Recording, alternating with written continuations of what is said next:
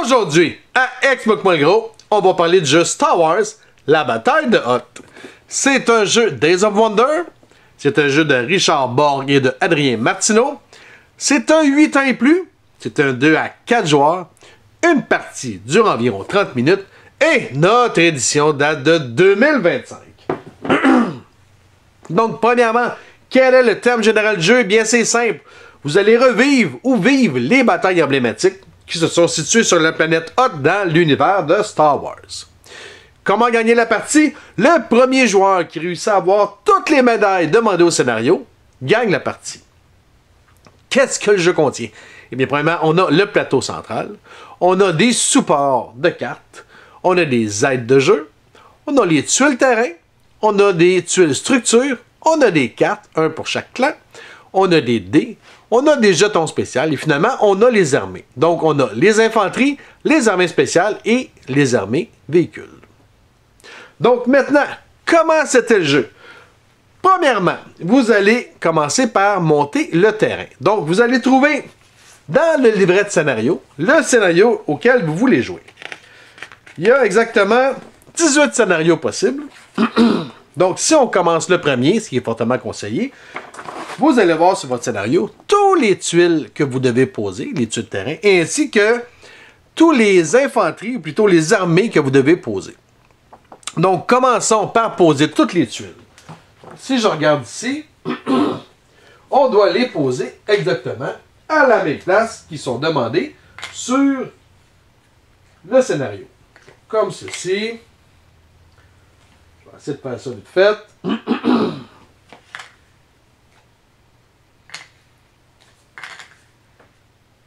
Donc, comme ceci. Chose importante à savoir, c'est que chaque type de terrain a une spécificité que vous allez pouvoir retrouver sur votre aide de jeu. Comme ceci. Donc, chaque terrain a quelque chose de spécial. On va y en parler un petit peu tantôt. Donc, maintenant, une fois que c'est fait, vous allez devoir placer les unités. Les unités, chaque unité a un certain nombre de figurines, tout dépendant quelle est l'unité. Si vous regardez vos aides de jeu ici, la manière qu'ils vont fonctionner, c'est qu'ici, vous pouvez voir l'unité et combien il y en a par hexagone. Donc, cette unité-là doit en avoir 3. Ici, ce que ça dit, c'est que l'unité peut soit bouger d'un espace et ensuite attaquer avec la portée que l'unité peut avoir pour attaquer. Ici, c'est l'autre choix. Il peut bouger de 2, mais ne peut pas attaquer. Si on regarde celle-là ici, on en met 3 sur chaque hexagone en départ, comme qu'on fait là. Ça peut bouger de 3 et ça peut en plus attaquer avec 2 de portée, avec 4 dés ou 2 dés. Ici, ce que vous avez à l'extrême gauche, ce sont comment les toucher. Si, mettons, vous vous faites attaquer, eh bien, cette unité-là va mourir si on obtient cette face-là ou cette face-là. Celle-là, ça va être une de ces deux-là. Celle-là, seulement celle-là. C'est bien? Si on regarde celle-là, ça ne peut pas bouger, mais ça attaque jusqu'à 4. Donc, je vais revenir tantôt, mais c'est pour vous donner une idée. Donc, dans ce cas-ci, pour placer nos unités, eh bien, on sait que les infanteries de l'Alliance, on en met 3 sur chaque, tandis que si on regarde l'infanterie du côté de l'Empire, on va en mettre 4 par hexagone. Donc, si je regarde mon petit scénario, je sais que je dois en mettre 3 ici. Comme ceci. Je vais en mettre 3 ici. Ah non, non, non, non, non, non, non. Je me trompe de côté. Et je vois du daltonisme. Ici, c'est du côté de l'Empire. Donc, je vais en mettre 4 comme ça. Je vais en mettre 4 ici. Je vais mettre des droïdes sondes ici. J'en mets 4 ici. Et finalement, j'en mets 4 là. Et 4 ici. Il manque 2 petits droïdes là. Donc, du côté de l'Empire, si je me fie à mon scénario, c'est de cette façon-là que je dois placer toutes mes infanteries. Si je regarde de l'autre côté, ça serait comme ça. Je sais que c'est un peu plus long, mais c'est juste pour être certain que vous compreniez bien où est-ce que j'essaie d'aller avec ça. Là, j'en place trop parce que c'est des unités de 3. Chance que je viens juste de vous le montrer, bâtard. Comme ça et comme ça. Donc, si on regarde notre scénario et on regarde notre plateau, c'est identique. Une fois que ça va être fait, vous allez trouver qui veut jouer quoi. Donc, celui qui veut jouer l'Alliance se met d'un côté, celui qui veut jouer l'Empire se met de l'autre côté, et ensuite on va pouvoir choisir nos cartes. Qu'est-ce que je veux dire par là? C'est que chaque joueur va commencer avec un deck de 16 cartes. Comme ceci. Les deux ont 16 cartes. Donc, tout dépendant à quel côté qu'on joue, on va les prendre et on va les mettre en avant de soi. C'est la même chose pour les supports de cartes, on en prend chacun un. Par contre, si vous voulez, vous pouvez ajouter un petit deck de 3 cartes de leader dans votre jeu. Donc, si admettons qu'on joue l'Alliance et vous décidez de prendre un deck de leader, eh bien, vous avez 3 decks différents. On a celui de Han Solo, on devrait avoir celui de Leia et celui de Luke Skywalker. Donc, je décide, ok, moi je veux jouer avec le pack de Han Solo. Eh bien, Leia et Luke Skywalker, je les mets de côté. Tandis que les 3 que j'ai choisis, je vais les mettre dans mon deck. Et je vais brasser. C'est bien. Le joueur adverse va faire la même chose. Il a le choix entre Vader et 2 autres.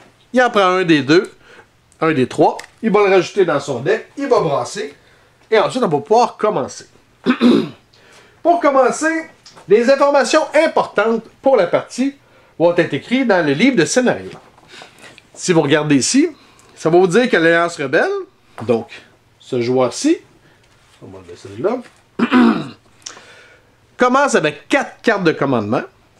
C'est lui qui va commencer la partie et pour gagner, il doit avoir 4 médailles. Tandis que du côté de l'Empire, il commence avec 3 cartes commandement, ce qui veut dire que durant la partie, il ne pourra jamais en avoir plus que 3. Et il doit avoir 4 médailles également pour gagner la partie. C'est bien? Donc, ce qu'on a vu, c'est que c'était les rebelles qui commencent. Donc, je vais piger mes 4 cartes et je vais pouvoir commencer ma partie. Donc, on met ça comme ça. Et ensuite, la partie va pouvoir commencer. Maintenant, de quelle façon se joue une partie? Eh bien, à votre tour, vous avez plusieurs phases de jeu. La première, ça va être de choisir une carte que vous voulez jouer. Les cartes, on a des cartes qui vont vous dire, comme par hasard ici, de jouer 3 unités, tandis qu'il y en a d'autres qui vont vous montrer un petit tableau comme ça.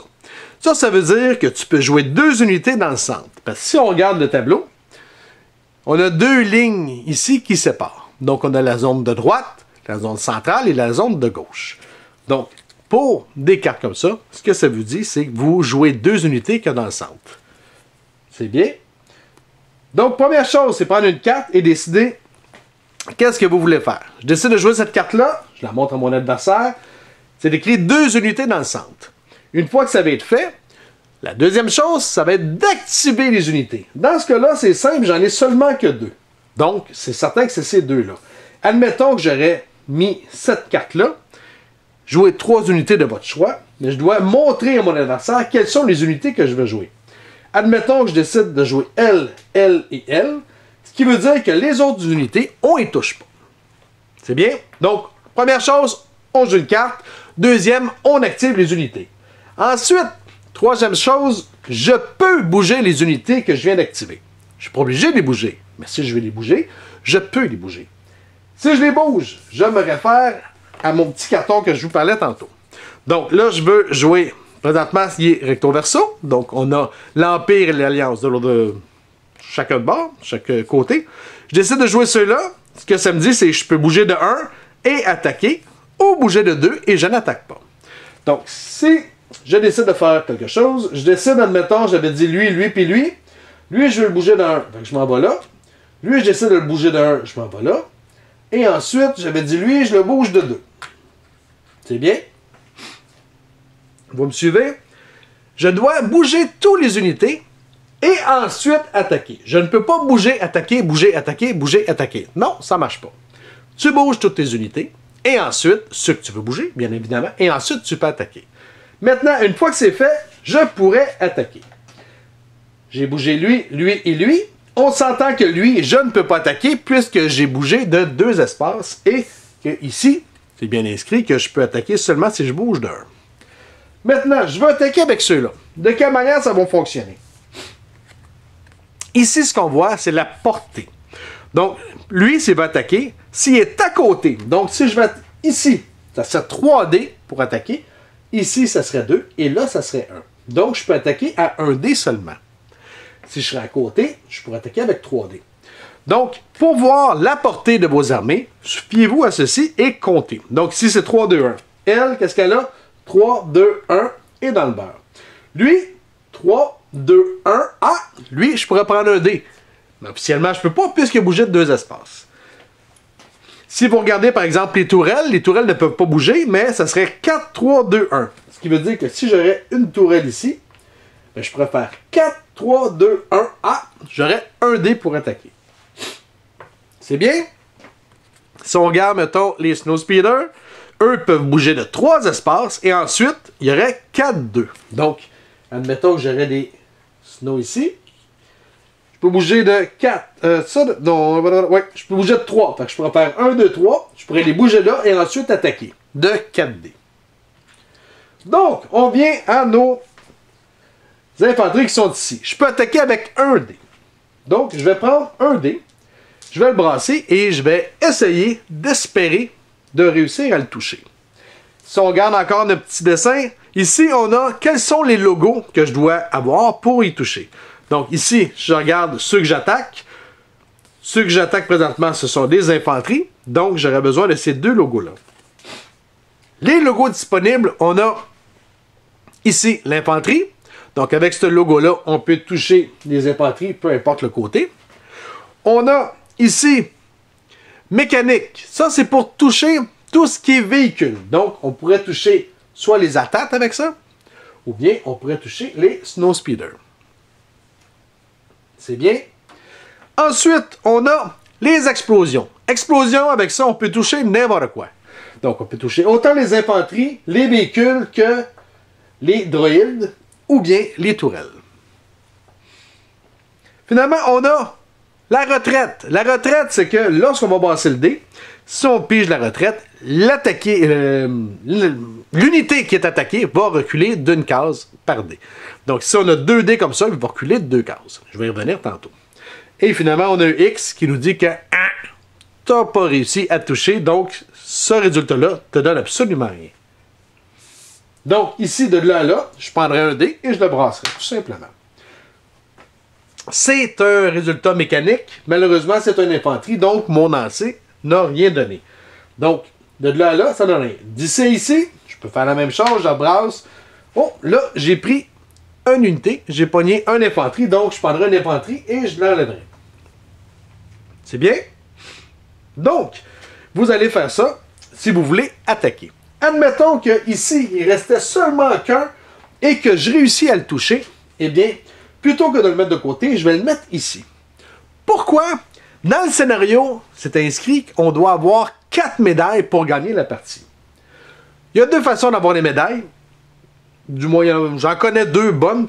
La première, c'est d'éliminer une section complète, comme ceci. Ou bien, il y a des scénarios qui vont avoir des petits jetons médailles, comme ceci, qui vont être répertoriés. Et lorsqu'on les réussit à les obtenir, on va les mettre ici. Ça, vous pouvez regarder sur votre scénario. Ça va être vraiment spécifié. C'est bien? Donc, c'est les 2 façons. Et le premier joueur qui va en avoir 4 va gagner la partie. Admettons que c'est à leur tour et qu'ils ont une unité avec seulement qu'une figurine. Même si vous avez seulement qu'une figurine, ça ne change absolument rien à ce que vous avez comme dé lorsque vous attaquez. Donc, même s'il y a une figurine, il va quand même attaquer avec 3 dés s'il est encore à corps, 2 dés avec une distance d'un hexagone, et 3, 1 dé s'il y a une distance de 3 hexagones. C'est bien? Vous ne pouvez jamais, admettons que j'ai 2 unités comme ça, je ne peux pas former une nouvelle. Ils vont rester avec une unité jusqu'à temps qu'ils soient éliminés ou que la partie prenne fin. C'est bien? Chose importante que je n'ai pas dite, regardez toujours sur vos tuiles terrain. Parce que vos tuiles terrain vont avoir beaucoup d'incidence sur ce que vous pouvez faire et ce que vous ne pouvez pas faire. Comme par exemple, je vais finir par le dire, bout de vierge, la ligne de vue entre deux unités. Parce que si, admettons, je suis ici, ben je ne peux pas attaquer là, puisque ma vision est coupée par la tuile terrain qui est ici. Donc, tout dépendant des tuiles terrain, validez toujours qu'est-ce qui se passe avec votre terrain. C'est la même chose, il y a des tuiles terrain, qui sont infranchissables, il y en a d'autres que si vous entrez à l'intérieur, tous les gens qui vont vouloir vous attaquer pendant que vous êtes là vont perdre des dés d'attaque. Et c'est la même chose, vous allez pouvoir perdre des dés d'attaque, tout dépendant de l'unité que vous êtes, si vous êtes sur un certain nombre de cases. Donc, référez-vous toujours sur les tuiles terrain pour l'explication des terrains avant de faire quoi que ce soit, parce que ça peut avoir une grande incidence sur vos attaques et votre mouvement. Donc, ça, on en a parlé. Une fois que vous avez fini votre attaque ou votre mouvement, tout dépendant de ce que vous voulez faire, la dernière action, ça va être de piger une nouvelle carte. Donc, habituellement, si vous commencez 4 cartes, vous allez avoir 4 cartes à la fin de votre tour puisque vous allez en piger une nouvelle. C'est la même chose si vous avez 3 cartes, eh bien, vous allez rester à 3 cartes pour le restant de la partie. Par contre, fiez-vous toujours au scénario parce qu'il y a toujours des petites twists importantes sur les scénarios. Maintenant, pour ce qui est des médailles, comme je disais tantôt, si on regarde ici, les unités droïdes comme ceci ne donnent pas de médailles. Donc, même si je les élimine toutes les deux, je ne pourrais pas en mettre une là puisque ça ne rapporte aucune médaille. À moins que le scénario dise le contraire. C'est la même chose pour les tourelles, qui ne donnent aucune médaille lorsqu'elles sont achevées, lorsqu'elles sont détruites. Donc, c'est une chose importante à valider aussi. Comme je disais, vous allez avoir des petits pions objectifs, pas objectifs, des petits pions, oui, objectifs, mais des pions spéciaux que vous allez pouvoir mettre sur vos unités qui vont vous donner des pouvoirs spéciaux. Des pouvoirs spéciaux plutôt. On peut prendre un bon français. Donc, vérifiez toujours votre scénario. Il y a toujours des petites twists intéressantes lorsque vous faites une bataille. Donc, une fois que vous avez fait toutes les actions que je viens de vous nommer, eh bien, votre tour est fini et on passe au prochain. Le prochain joueur va faire la même chose. Première chose, on joue une carte. Deuxième chose, on va montrer quelles sont les unités qui sont activées.